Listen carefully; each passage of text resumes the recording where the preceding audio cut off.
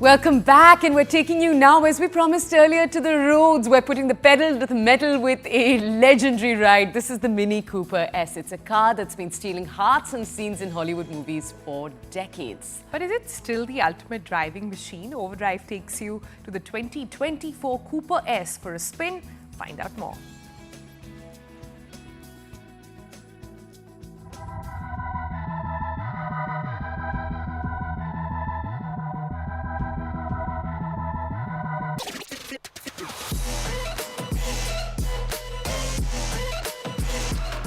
Very few cars scream British opulence in the most obvious way. You have the Rolls Royces and the Bentleys, but come to think of it, Britain, just like India, has tight city roads.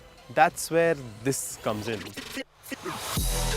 Now, it's pretty debatable as to whether Mini is still British or is it considered German now, but I think that's a topic for another day. Today, we're here to find out if this 2024 Mini Cooper S still drives like one of its predecessors, because let's face it, a Mini has always been a driver's car.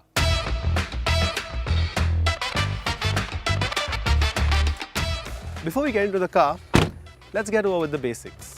The Mini Cooper has grown up. It's gotten evidently larger over the generations, but the essence remains the same. The headlights, the grille, still as iconic as I remember, but the overall proportions have gotten a lot more bubbly. And I think that's where the BMW influence gets in. Nevertheless, the wheels, these 17-inch wheels, they look quite stunning, but in the side profile, I have a bone to pick with Mini. In the electric version of this car, you get flush door handles, but in this ICE version, you get these pop-out ones. How much money did you really save on that, Mini?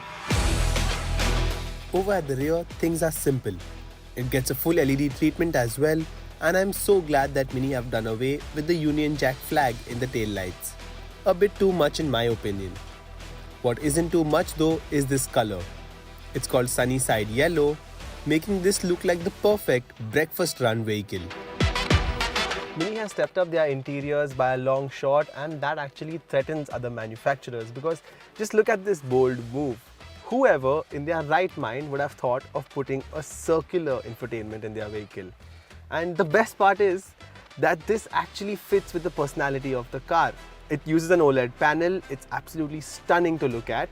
The menus are laid out very well, and it's very easy to use on the move. For that matter of fact, you don't even get instrumentation for the driver. All you get is a head-up display, because everything is buried into the screen. It might be a little off-putting to look at the speed every time you look in the middle, but it's fine, it works really well.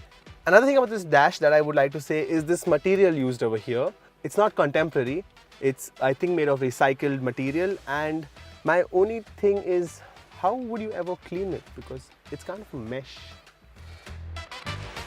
If you ever feel like putting stuff in the boot, you might want to avoid carrying those extra passengers, as with all the seats in place, you only get 210 liters of boot capacity. It's only when you fold down the 60-40 split bench can you access the full 725 liters of space. Now, let's get to my favorite part.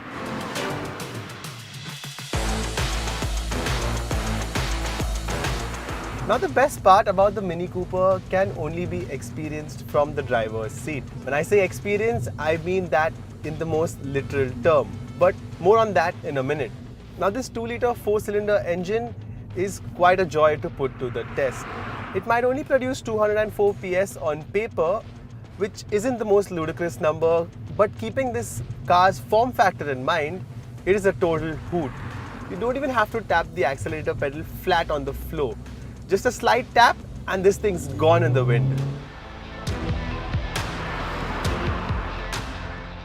The Harman Kardon sound system serves a very important role in this powertrain, and that is pumping in engine noise into the cabin. Something most people believe is in poor taste, but I don't mind it at all.